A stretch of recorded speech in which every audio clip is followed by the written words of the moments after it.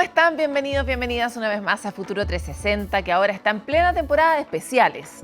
Porque la cosa avanza tan rápido, es tal la sensación de lo vertiginoso que es todo, que nos cuesta asentar las transformaciones que estamos viviendo año a año. Y es por eso que hemos decidido hacer un repaso de los distintos contenidos y grandes hitos que vivimos durante el año pasado en materia científica, de medio ambiente, de transformación del mundo que estamos viviendo hoy. Así que preparen sus cuadernitos, no, que fome, preparen su interés para revivir el 2025 en este especial de Futuro 360.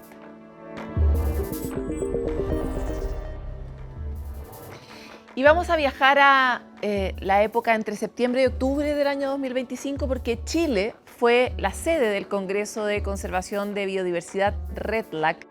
Este es un congreso que más bien reúne a todos los fondos de naturaleza, aquellos organismos que están hoy día concentrados en recaudar plata para poder financiar la mantención de la naturaleza a largo plazo y con eso la actividad humana, el desarrollo humano, la vida, el aire, el agua, cosas menores como se darán cuenta.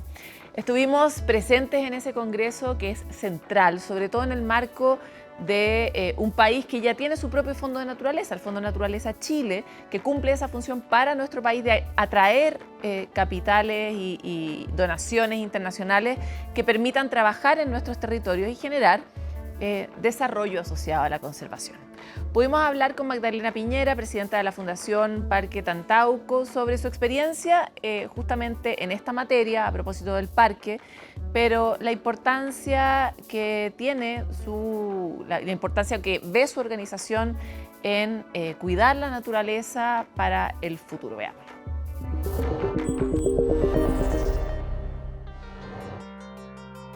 Contentos en el contexto del Congreso REDLAC 2025, que es este congreso que busca articular, reunir y intencionar la colaboración entre los fondos ambientales del mundo con el foco en encontrar finanzas para la naturaleza, que suena muy sencillo, pero ha sido probablemente el punto más complejo en el desarrollo de la agenda ambiental global, que ya sabe dónde debería invertir, cómo debería invertir, qué ecosistemas se debieran proteger, pero cuesta mucho resolver el problema de las finanzas para el medio ambiente. Y ha estado acá en el escenario y ahora con nosotros en este especial de Futuro 360, Magdalena Piñera, presidenta de la Fundación Parque Tantauco, hablando justamente de la experiencia con el parque y con la conservación y la necesidad de avanzar en esa ruta. Muchas gracias por estar en Futuro 360. Gracias, Paloma, por la invitación, así que muy contenta también y quiero aprovechar de agradecer al Fondo Naturaleza por la invitación a este REDLAC 2025, que yo creo que ha sido súper exitoso para llegar a muchas conclusiones y con muchas ganas de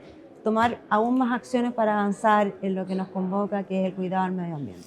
Magdalena, es súper importante y necesario conocer un poco la experiencia que han tenido ustedes, en parte porque fue durante el gobierno de tu padre que ocurrieron varias cosas a favor de la naturaleza. Este mismo Fondo de la Naturaleza para Chile se gestó durante su gobierno y coincidió con un momento global muy relevante, que fue un momento en el que el mundo completo estaba mirando los acuerdos de París como una demanda muy específica para que todos pudieran movilizarse. Un gobierno donde hubo mucha integración y validación de la ciencia como un actor clave. De hecho, en ese momento la actual ministra Rojas era la asesora de todo este proceso, la asesora en ciencia climática, que es su especialidad. Entonces me encantaría conocer un poco de tu voz, cómo fue el despertar a abrir los ojos para entender la función de la naturaleza, porque ni tú ni yo crecimos en un mundo donde eso era obvio, ¿no? Mira, primero que nada, efectivamente decir, los dos gobiernos de mi padre se avanzó mucho en materia medioambiental y eso ha sido muy reconocido de manera global y hoy día en este congreso sobre todo. En el primer gobierno se creó el Ministerio de Medio Ambiente, los tribunales ambientales. En el segundo gobierno se hizo la Ley Marco de Cambio Climático, se hizo la Ley SBAP del nuevo Sistema de Biodiversidad de Áreas Protegidas. Se hicieron más de 9 parques marinos y terrestres, entre ellos el quinto parque marino más grande del mundo en torno a Salas y Gómez. O sea, fue un hombre muy proactivo y muy visionario, porque yo creo que el cuidado de la naturaleza no es una cosa que tenemos que cuidarla porque sí o por salvar el planeta, que por de pronto no lo tenemos que por qué salvar. Lleva 4,5 billones de años andando con meteoritos, con erupciones, con glaciaciones. Aquí lo que está en peligro es la supervivencia nuestra. Entonces, esa visión de entender que invertir en conservación y en medio ambiente es una inversión buena, es una inversión estratégica, no es simplemente amor por el planeta y por la naturaleza. Entonces, en eso él fue muy visionario. Y antes de ser presidente del año 2010, que fue donde asumió la primera vez, él ya tenía una conciencia ecológica y una pasión y una visión y una mirada muy comprometida, y ahí fue donde él compró estas tierras al sur de la isla de Chiloé, que son 120.000 hectáreas, que estaban destinadas al sacrificio. Eran de un canadiense que había comprado estas tierras para hacer tala y negocio en torno a eso. Y mi papá, gracias también a su amistad con Douglas Tompkins, vieron este terreno, fueron a mirarlo, se volvieron locos con la maravilla de lo que ahí había, y también locos de los que se le podía venir a ese territorio. Y ahí él compró estos 120.000 hectáreas, y hoy día, después de 20 años, es un parque realmente maravilloso en la comuna de Quellón, y un parque que ha hecho una pega muy profesional, muy buena. Tenemos planes de manejo que se actualizan cada 4 años. Ahí te puedo contar más si tú... Me encantaría entrar un poco en el detalle de esa semilla, ¿no? Porque Chile es un país muy rico en temas de naturaleza, muy rico. Y sin embargo, cuesta mucho que las familias chilenas inviertan en la conservación en Chile a una escala, por ejemplo, como la que tiene el Parque Tantauco. Y por eso quería conocer el germen de esta visión. Buena parte se puede explicar por esa amistad con Douglas Tompkins, pero también en la mirada más estratégica, como ¿por qué la naturaleza es un buen negocio? Porque primero que nada, sin la naturaleza nosotros no vamos a existir, así que partamos de esa base. O sea, en el fondo somos nosotros la única especie capaz de autodestruirnos. Somos, como decía el presidente Barack Obama, la primera generación que está sufriendo las consecuencias del cambio climático, probablemente la última generación que tenemos la verdadera posibilidad de tenerlo y sobrevivir, y no solamente por nosotros, sino también por las futuras generaciones. O sea, es una inversión estratégica, es una inversión para el presente y para el futuro muy importante, y por eso también esta mirada público-privada y de las políticas públicas, porque obviamente de repente la gente ve como el dilema, como o crecimiento o cuidado al medio ambiente. Eso no es así. Se puede hacer un desarrollo y un crecimiento sostenible y verde. No solamente se puede hacer, sino que debemos hacerlo. Y donde todavía encontramos falencias o donde van a surgir nuevas falencias, pues bien, el ser humano siempre ha sido un ser muy creativo, muy inteligente, que va evolucionando, que va encontrando respuestas. Vamos a tener que encontrar esas respuestas, porque el crecimiento económico o es sostenible y es verde, o estamos destinados a desaparecer. ¿Y cuál es el rol que crees tú que tiene justamente el mundo privado en esta tarea? Porque siempre se ha entendido que el cuidado de las cosas que son de alguna forma bienes humanos corresponde mucho más al Estado. Sin embargo, ha habido una fuerte indicación del IPCC, del Panel Intergubernamental de Cambio Climático, del necesario rol que justamente tienen que tener hoy día no solo los privados como las familias, sino también las empresas y en el fondo todo el mundo civil también para colaborar con esta materia. ¿Cuál crees tú que es el rol de los privados? Mira, primero quiero decir que yo estoy convencida de que el sector privado, la sociedad civil y el sector público deben trabajar en todo ámbito de cosas en conjunto. Aquí no podemos decir el Estado se hace cargo de esto o los privados se hacen cargo de esto otro. Es un trabajo en conjunto. Y en el caso de la conservación y la biodiversidad, y tú dijiste que tenemos un país muy rico en términos de naturaleza, estamos efectivamente, gran parte del territorio está siendo, es uno de los 36 hotspots de mayor biodiversidad escritos por Naciones Unidas, así que tenemos efectivamente un lugar maravilloso que cuidar, proteger y aprovechar. Eso es también la diferencia, porque uno tiene que aprovechar esto en términos económicos.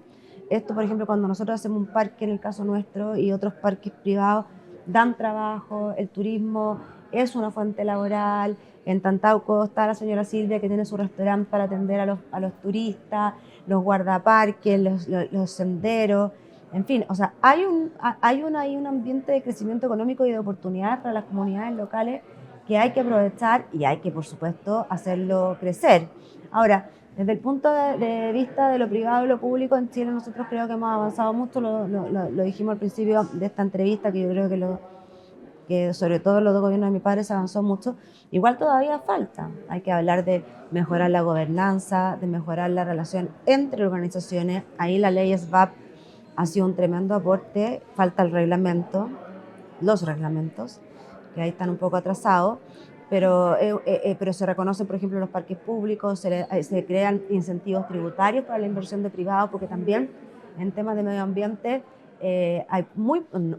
habían cero incentivos tributarios, lo que hace que las empresas prefieran donar a cultura y no a medio ambiente, ¿no es cierto? Donde sí había vehículos concretos, pero hoy día la ley de donaciones también acepta esta otra vía.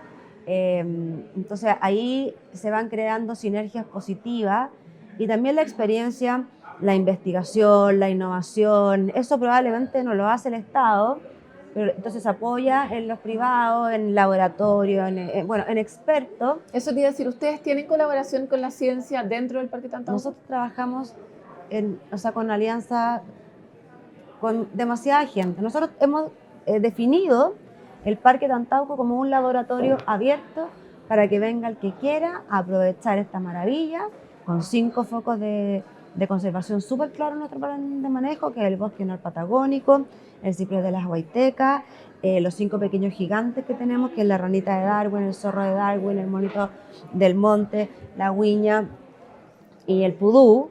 Tenemos también las turberas, que tú sabes que hoy día las turberas son el mayor repositorio de carbono en el mundo, y en el caso de Chiloé, por siglos, es el mayor repositorio de agua. Entonces también es muy importante. Y el quinto es la cultura chona, que fue una cultura que se desarrolló en la isla de Chiloé, sobre todo en el sur. Entonces nosotros también la tenemos incorporada en nuestro plan de manejo para poner en valor esta cultura. Entonces, cuando uno hace un trabajo así de serio y tenemos convenios con universidades, la Universidad Católica va a hacer investigación en términos veterinarios, en términos de arquitectura, en términos de manejo de la infraestructura, porque el río Inio es feroz. Entra y sale en un mismo día y es capaz de llevarse todo. Tenemos, por ejemplo, un proyecto que es muy, muy lindo. Nosotros llevamos 10 años trabajando con la ranita de Darwin, haciendo un censo en torno al sector de Inio, en alianza con universidades chilenas, con el Zoológico de Londres. Y la UNAR tiene harto protagonismo en esa investigación, porque tienen grandes especialistas. Sí, bueno, ahí está Claudio Valenzuela, que hoy día está viviendo en Inglaterra, que él comenzó con esto y sigue con esto. Entonces ahí se descubrió hace 2 años que estaba la ranita de Darwin, había empezado a tener, había entrado el hongo quítrico, que en el fondo las mata finalmente. Y en esta alianza estamos identificando las que están contagiadas, se sacan, se llevan a estos laboratorios, se sanan, y nosotros la volvemos a reinsertar en su hábitat natural. Entonces ahí tenemos espacios cerrados de 5 kilómetros, etcétera, para que vuelva a un lugar seguro. Entonces es un trabajo de 10 años. La ciencia, la investigación son trabajos de largo plazo. Y así lo hemos visto también. El cambio climático también lo sabemos, no es una cosa de ideología, que a veces algunos dicen que no existe. O sea, el cambio climático no es ideología ni es fe. Es ciencia y es exacta. Entonces, con esos datos nosotros tenemos que trabajar con todas las investigaciones que se hagan en favor de cómo poder enfrentar el cambio climático, y detenerlo es fundamental. Magdalena, a una escala más personal, ¿cuál ha sido para ti tu momento, como tu momento de comprender, o qué hallazgo o qué encuentro con la naturaleza te ha conmovido, te ha hecho abrir los ojos de una manera distinta, a propósito de este recorrido que te ha tocado en el parque también? Bueno, yo estoy a cargo del parque desde el año 2018, cuando mi papá asumió por segunda vez la presidencia, por lo tanto tuvo que dejar todo lo que eran las fundaciones y me pidió que me hiciera cargo del parque. Y ahí en ese involucramiento, y que también entender que, claro, porque de repente uno dice, ay, la naturaleza, qué lindo. Hay un trabajo detrás fuerte, hay un esfuerzo económico, un esfuerzo humano, un esfuerzo también de ponerle cabeza, inteligencia en hacer estos planes de manejo de manera profesional. Entonces, como meterme en eso como de manera más concreta y entender cómo funcionan las reglas, cómo funcionan las leyes, cómo funcionan los planes de manejo, cómo funciona la ciencia, cómo funcionan las investigaciones, cómo uno se relaciona con las universidades. Este aprendizaje que yo he tenido los últimos 8 años me ha, me ha comprometido de manera muy, muy fuerte y muy personal y con el cuidado del medio ambiente, y me he dado cuenta como con una conciencia muy, muy profunda de la urgencia de esto. Entonces, es así, claro, uno está en contacto con la naturaleza, va a paseo, va a parque, yo tengo 4 niños, salimos, pero el trabajar por cumplir estas metas es muy bonito, es muy motivante y es una misión que nuestra generación tiene que asumir, tiene que enfrentar y tiene que estar a la altura, porque es una tremenda misión, que no solamente es que nuestros hijos, nietos, los que tú y yo tengamos, conozcan los bosques en vivo y en directo y no a través de libros de historia, sino que tiene que ver con nuestra supervivencia. Entonces, es fundamental. Es muy interesante ver que tú estás, tal vez tu título debiera llamarse como presidenta de obras que tienen que ver con la vida, ¿no? Porque tú trabajas con niños y trabajas con la naturaleza. Estás como bien preocupada, básicamente, de las inversiones que tienen directamente que ver con el futuro. Y eso me encantaría saber, porque efectivamente mientras más uno se mete, a mí me pasa por este programa también, más uno ve el tamaño del problema, la profundidad, los alcances. ¿Tienes esperanza? Yo tengo mucha esperanza. Nosotros tenemos un programa de educación ambiental donde llevamos todos los días niños al parque, tenemos este encuentro con el bosque como un espacio de salud mental y los tapamos los ojos, los hacemos escuchar, tocar y vamos también a las salas, a los colegios y nosotros tenemos ahí un eslogan que siempre terminamos todas estas cosas y les hacemos a los niños que son guardianes de la naturaleza y les entregamos su chapita, qué sé yo, y su compromiso. Yo tengo fe porque creo que sobre todo las generaciones más jóvenes entienden con mayor claridad y con mayor conciencia la importancia del cuidado del medio ambiente y entienden, no estoy diciendo que nosotros los mayores de edad no lo tengamos, entienden que todos somos agentes de cambio.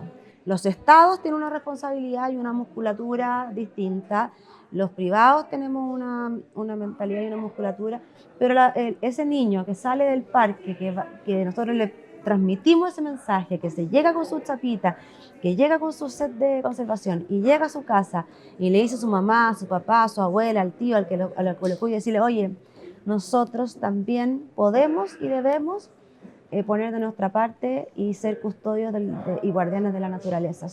Somos todos agentes de cambio. Entonces, ese programa de educación ambiental a mí me emociona y me llena de orgullo. Y hemos llevado ya más de 10.000 niños de la provincia de Chiloé al parque. Así que queremos seguir con eso. Hacia allá te quería llevar y era hacia Chiloé, porque Chiloé tiene una característica bien particular. Comparte varias fragilidades con distintas partes del territorio. Comparte la fragilidad de las islas, que por el cambio climático se están inundando. Comparte las tensiones del desarrollo, porque es muy difícil cubrir ese territorio y por lo tanto hay muchas extracciones ilegales de distintas cosas, desde algas hasta árboles. Y hay un ecosistema particularmente impactado, que son los pomponales, que son grandes, son humedales que son capaces de absorber y de contener el agua dulce en un lugar donde no hay agua dulce. A diferencia, nosotros tenemos la montaña y como que uno le puede rezar a que en la montaña llueva y va a haber nieve y algo te va a traer de agua, ¿no? Y me encantaría saber cómo ha sido tu conocimiento de ese problema, de la fragilidad de esa isla y cuánto crees que estamos al tanto de esa fragilidad y de esas necesidades de Chiloé en particular. Sí, bueno, efectivamente las turberas son el repositorio de agua dulce más importante hoy día en el mundo y en el caso de Chiloé es aún más importante porque no tiene montaña eh, donde poder obtener agua de otra forma.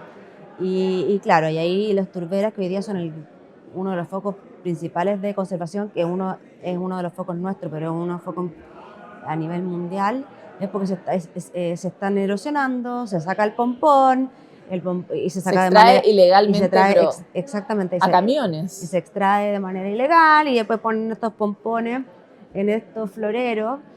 Y hay un punto, por ejemplo, también en Chiloé también tenemos el problema de la tala ilegal de bosque. Y uno trata de ver, en este caso en Chiloé, pero es un discurso que yo trato de decirlo en todo ámbito de cosas.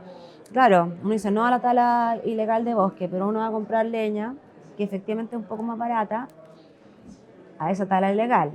Uno dice, no, pero ¿cómo? El pompón, los humedales, las turberas, pero uno va y compra el florero con el pompón como sostenedor. Y así muchas cosas en la vida. Uno alega, no, es que yo no quiero más centrales hidroeléctricas o eólicas, pero ahí está el enchufe del celular todo el día puesto en la pared. Entonces, hay una cosa que uno tiene que aprender a vivir con el desarrollo, con la modernidad, con que vivimos con electricidad, pero también evitar acceder a cosas que de atrás vienen con algún Como mirarle la grado. huella a las cosas, ¿no? Claro, mirar la huella. La ropa, oye, normalmente la otra vez pensaba, uno se compra, no sé, en el Líder o en alguna parte una polera en 2.000 pesos. Y digo, échalo para atrás, para atrás, para atrás, para atrás. Esta polera probablemente fue hecha en China. Viajó, o sea, alguien la compró, alguien la trajo, un traslado. Aquí se puso, no sé, en este caso en el Líder, era un ejemplo muy al azar, no me quiero... y termina vendiéndose a 2.000 pesos. O sea, y se vota los 2 días. Y ese costo no te lo cobran. O sea, ¿Ah? el costo ambiental que tiene En eso, la Chile, huella de carbono no tiene precio realmente. bueno, y ahí también uno dice el nivel de esclavitud con las cuales estas poleras se hacen en alguna parte de China o en otra parte del mundo, también uno tiene que hacerse cargo. En Chile tenemos uno de los basureros de ropa más En grandes el norte. en el norte. Entonces, también cómo reutilizamos la ropa, cómo reutilizamos los envases. O sea, el ser humano es muy creativo, es muy inteligente, hay que ponerle cabeza, hay que ponerle innovación. Hemos avanzado, hoy día estamos hablando todo el rato de inteligencia artificial, de tecnología, los celulares, el WhatsApp, que estamos todo el día, excepto los que viven aquí en Frutillar, que pueden decir, estoy sin señal, Sí. como decía Eugenio Rengifo, que es el que me invitó a este foro. Es súper importante eso, pues. Entonces uno tiene que desarrollar la ciencia y la tecnología para ir resolviendo los problemas que van apareciendo día a día y que son distintos. Totalmente. Para terminar, te quería preguntar, tú ya eres una convencida, ya te pasaron por el velo que supone el conocimiento, ¿no? Cuando uno ya se entera es muy difícil hacerse el leso, como decimos acá, ¿no? ¿Cómo tú polinizas a otros privados para que también estén en esta conversación? ¿O cuál es la explicación que tú le das a una persona común y corriente de por qué andas cuidando ranitas? Porque la gente también lo pone así como si fuera una caricatura. ¿Cuáles son tus respuestas para esas dos preguntas? Bueno, por una parte lo que tenemos en el Parque Tantaco, que es este programa de educación ambiental, y tenemos un programa de desarrollo comunitario donde trabajamos con todas las distintas comunidades de la provincia de Chiloé y un poco transmitiendo este mensaje, llevándolos al parque, que toquen el bosque, que lo vivan, que lo respiren. Eh, y por otra parte estamos liderando nosotros con otras instituciones de poner en valor y en relieve de manera positiva el rol del sector privado en la conservación. Entonces nos han pedido mucha ayuda, personas, o sea, grupos, distintos grupos económicos que están haciendo parques hoy día. Nosotros tenemos 20 años de experiencia, hemos cometido errores, entendemos por dónde están los flancos, dónde están las oportunidades. Venimos llegando a Osaka, el canciller muy generosamente nos invitó al Parque Tantauco a liderar la Semana de la Biodiversidad en la Expo Osaka 2025.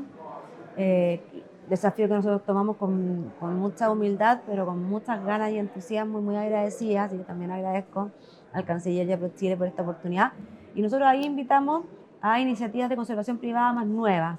que fueron con nosotros, Alerce 3000, La Tapera, Pirinel, Rewilding, etc. Entonces, estamos armando alianzas. Tenemos ahora en enero un encuentro también en Tantauco de conservación que se llama Estrategias Público-Privadas, donde estamos invitando a distintos actores para conversar, sentarse en la mesa. O sea, yo creo que estamos nosotros haciendo un poco de líderes, no somos los únicos, pero sí estamos tratando de contagiar. Pero tratando de contagiar, tratando de sumar, tratando de trabajar en equipo, porque yo, claro, como tú me dices, yo en el Parque Tantauco cuido la roneta de Darwin y me dice, bueno, ¿de qué sirve, no es cierto? Entonces, cuando uno trabaja en equipo, trabaja unido, se pone un diagnóstico, se pone metas, se pone fechas y se pone una metodología de trabajo, se avanza más rápido. Te quiero agradecer por esta entrevista en Futuro 360. No, muchas gracias, Paloma. Y bueno, ojalá todos seamos guardianes de la naturaleza. Vamos a ir a una pausa en Futuro 360, pero ya volvemos con mucho más, así que no se muevan.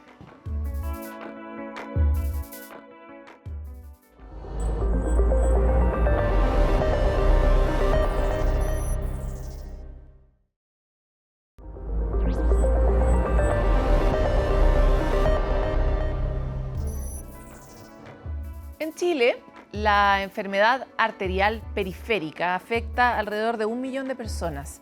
Es una condición que ataca las extremidades y puede tener consecuencias tan graves como la amputación. Justamente para evitar llegar a ese último límite, ¿no? De manera inédita se realizó a inicios del año 2025 en Chile una operación con un nuevo dispositivo. ¿Cómo funciona? ¿De qué está compuesto? Lo vamos a revisar en el siguiente informe de Cristian Soto.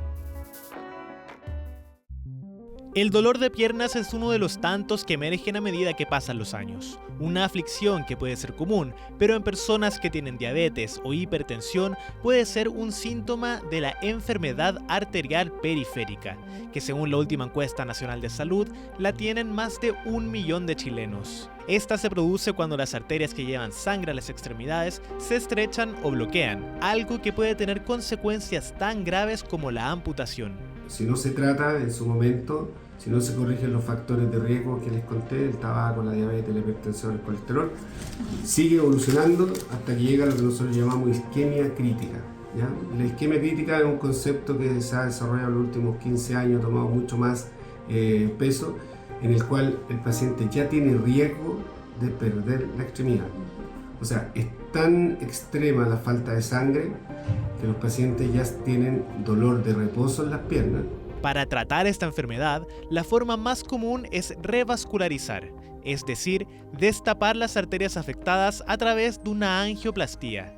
Esto se hace principalmente con un stent, un dispositivo médico que se implanta en la arteria y permite mantenerla abierta.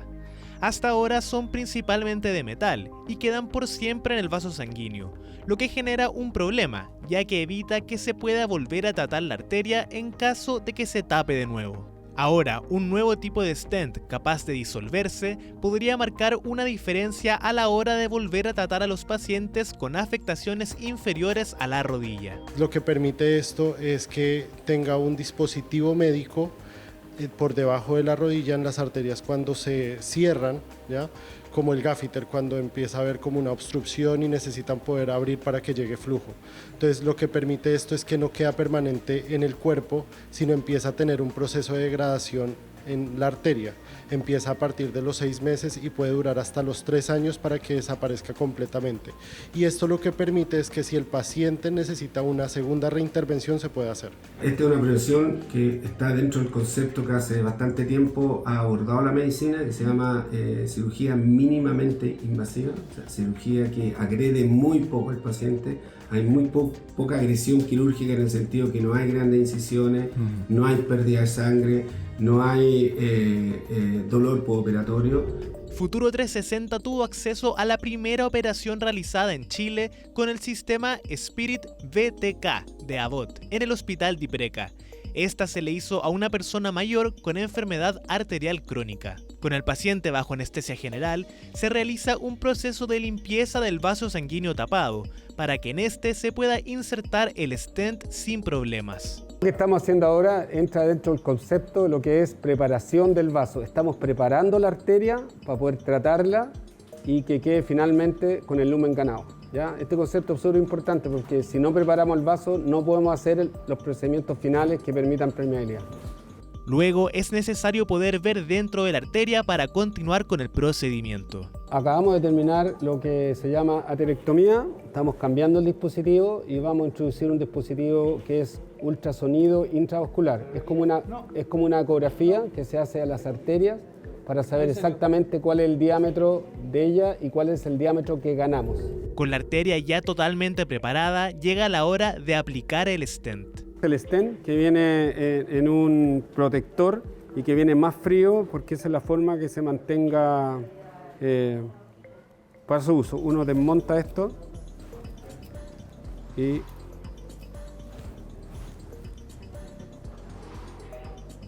el stent viene cubierto por este protector amarillo. Una vez limpiada y abierta la obstrucción, el sistema Spirit BTK proporciona soporte hasta que el vaso sanguíneo está sano y es lo suficientemente fuerte para permanecer abierto por sí solo. Luego, con los meses, se disuelve, eliminando las limitaciones a largo plazo de los stents metálicos permanentes. Para llegar a ser sometidos a esa intervención, los pacientes ya presentan una enfermedad avanzada, donde la presencia de calcificación y colesterol en las arterias son la base para la complicación. Aquí se ve el calcio, todo eso que está más negro fuera, irregular, como barro, eso es el calcio que tiene las arterias. Las arterias cuando se tapan, se ocluyen, se calcifican. ¿Por qué se calcifican? Porque eso solo demuestra que es una patología crónica que tiene mucho tiempo de evolución. Y por lo tanto, las arterias se tapan después de que la enfermedad ha cursado por mucho tiempo. Muy importante el autocuidado de los pacientes. Los signos de alarma son como estos puntos bien importantes para que los pacientes puedan llegar a este tipo de procedimientos, como el dolor en la marcha, dolor en reposo, el cambio del color de la piel. Entonces lo que eso permite es que puedan tener un diagnóstico más pronto para poder llegar a ese tratamiento más rápido y evitar el riesgo de la amputación. Una innovación médica que, por lo pronto, ya se empezó a aplicar en nuestro país y permitirá disminuir amputaciones al tratar de mejor manera la enfermedad arterial periférica. Pero al mismo tiempo existe un llamado a los pacientes crónicos a estar atentos a posibles síntomas de esta enfermedad.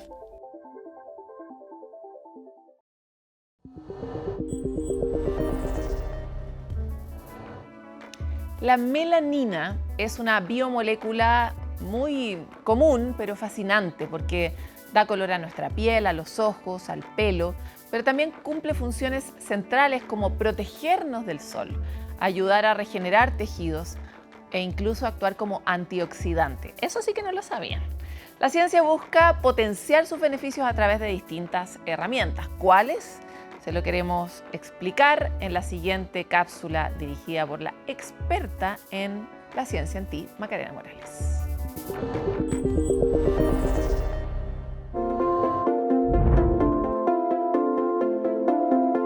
Que nuestra piel, nuestros ojos y nuestro pelo tenga un determinado color, eso es por una razón específica y se encuentra en la melanina y la vamos a conocer aquí en La Ciencia en Ti. La melanina es una biomolécula esencial que se encuentra justamente en distintas moléculas y que están en nuestra piel. El nombre correcto es melanocitos, células que están en la epidermis, que es la capa superior o superficial justamente de nuestra piel. Aunque muchas veces nosotros conocemos a la melanina porque nos da un tono bronceado cada vez que nos exponemos al sol y muchas veces lo hacemos con un fin estético, arriesgando incluso nuestra salud, es más bien una función de protección. Cuando nuestro cerebro sabe que estamos expuestos al sol, ordena generar mayor cantidad de melanina y esto lo hace para protegernos de los peligros que puedan tener la radiación ultravioleta. ¿Cuál es el resultado? Un tono bronceado que muchas veces disfrutamos con fines distintos.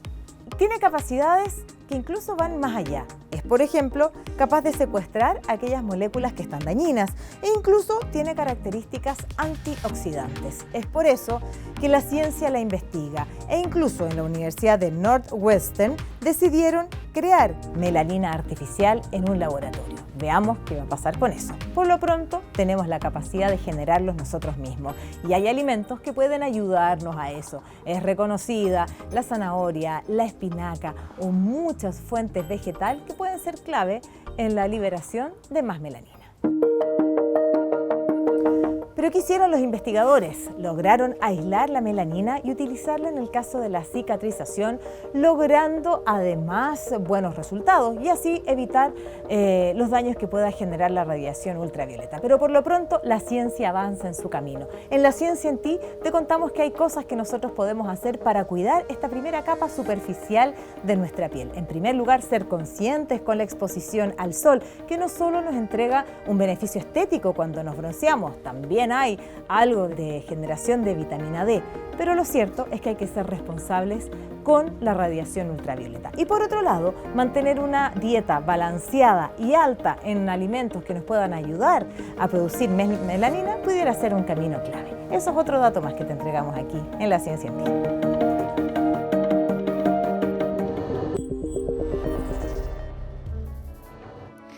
Vamos a hacer una pausa muy breve, pero ya volvemos con mucho más de Futuro 360. Nos vemos.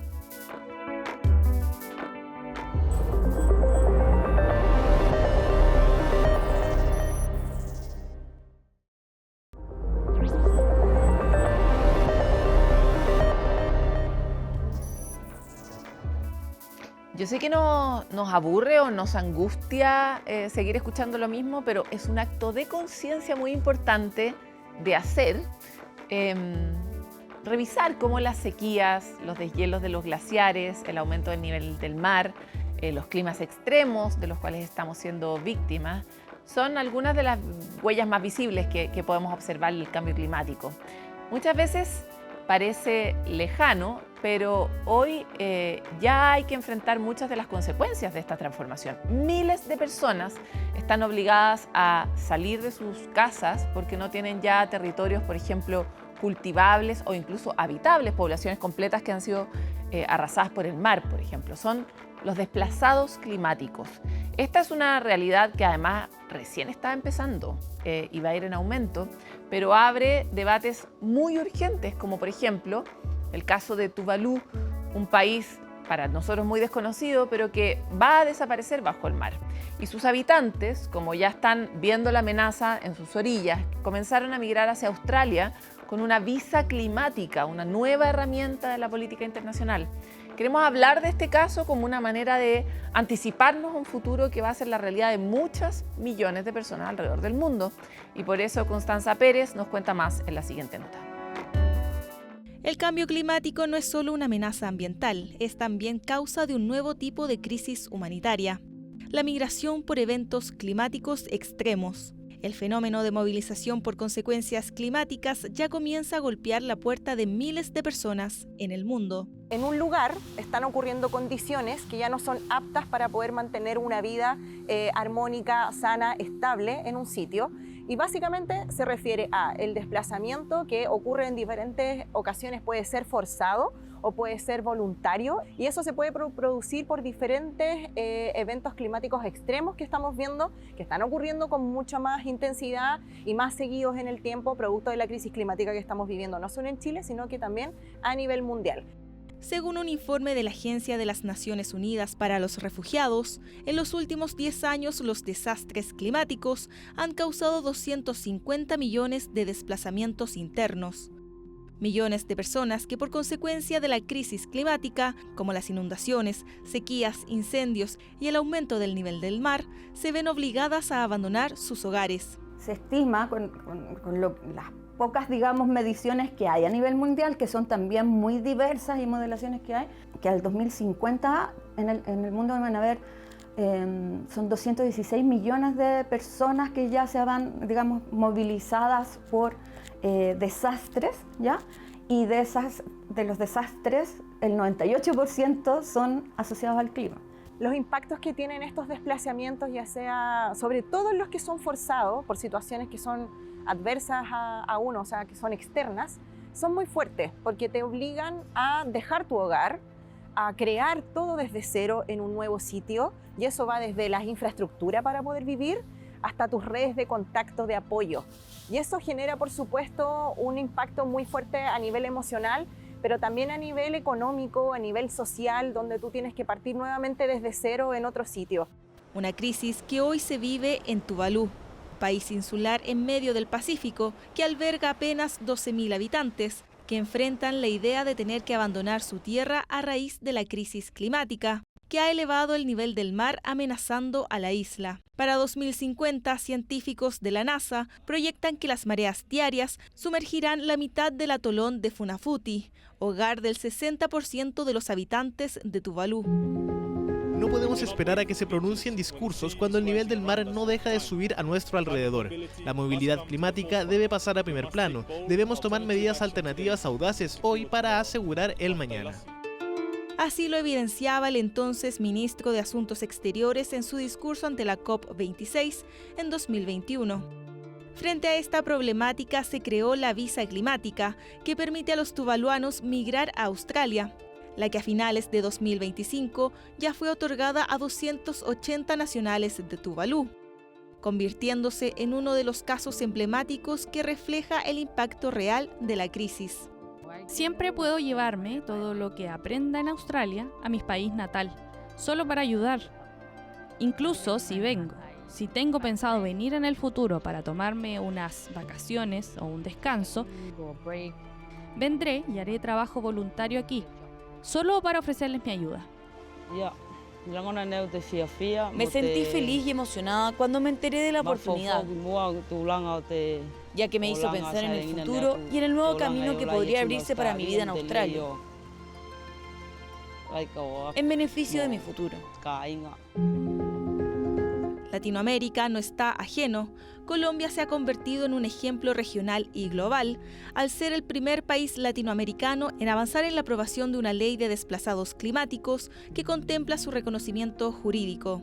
Fue la demanda interpuesta por una pareja de campesinos que tuvo que abandonar sus tierras por las inundaciones del río Bojabá en 2015 y 2016, lo que sentó las bases de un debate legislativo sobre cómo enfrentar esta problemática. Lo que está pasando ahora en Colombia es un hito muy importante para Latinoamérica, porque están avanzando en un proyecto de ley que va a reconocer esta situación de las migraciones y va a poner estándares para los refugiados climáticos, y está sentando un precedente muy relevante a nivel jurídico, porque esto nosotros, por ejemplo, en Chile no tenemos un marco legal que lo aborde de manera particular. El Estatuto de los Refugiados no refleja las situaciones del cambio climático. La Carta de Derechos Humanos protege desde el año 2022 el derecho de todos a acceder a un medio ambiente limpio, seguro, sano y sostenible. Entonces, lo que tenemos es alguna protección de derechos humanos a nivel de integridad física, pero no necesariamente cuando nos vemos expuestos a escasez de, por ejemplo, hídrica. En Chile, en Montepatria, el 15% de la población de esa localidad migró por el producto de la sequía. 50.000 personas se han desplazado internamente en Chile en la última década producto de desastres naturales, incluido terremotos. Entonces, este es un problema grave que todos los países tenemos que prepararnos para enfrentar. Los desastres naturales y la crisis climática no esperan. Las proyecciones de refugiados climáticos, la visa climática de Tuvalu y los avances legislativos de Colombia en la materia nos develan un futuro que necesita un marco jurídico que permita reconocerlos, acompañarlos y protegerlos.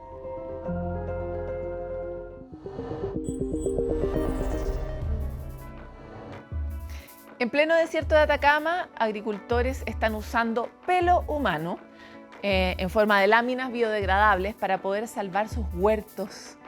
Es Agropelo, una iniciativa de Fundación Matter of Trust Chile que busca reducir la evaporación del agua y mejorar así la calidad del suelo. Esta es una propuesta chilena que se aparece como una alternativa frente a la sequía que afecta a la zona, pero que además le da un segundo uso a un material que estamos produciendo permanentemente. Los detalles en la siguiente cápsula.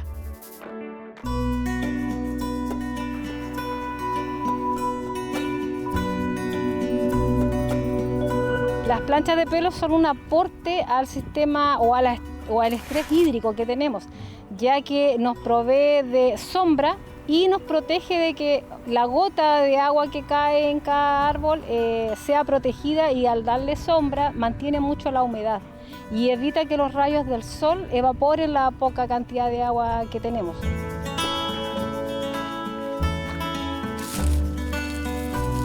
El agropelo es una de las soluciones que puede permitir ayudar a los agricultores para que puedan seguir cultivando en ese contexto de sequía extrema, donde el acceso a los recursos hídricos se hace cada día más y más limitado.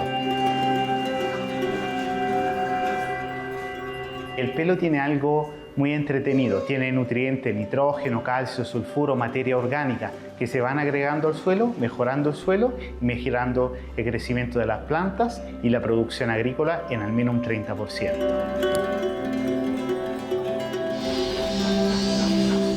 Con agropelo se puede cultivar con la mitad de agua, se puede generar mayor producción con esa mitad de agua y se puede ir regenerando el suelo. Para mí ha sido muy importante y es muy beneficioso porque este año tuve una excelente cosecha de árboles, de limones. Acá los limones todo el año cosechaba limones, ¿ya? Todo el año. Y la calidad del limón también es esencial, y yo todo se lo atribuyo a las planchas de agropelo.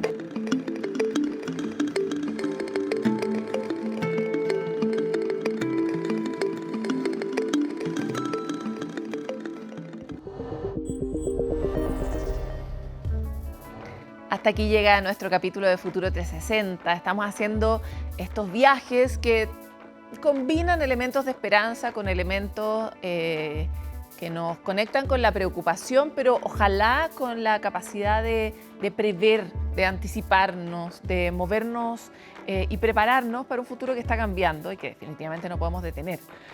Vamos a seguir haciendo estos especiales que nos ayudan a comprender el impacto y las transformaciones de 2025, así que los invitamos a seguir siempre conectados con Futuro 360. Nos vemos.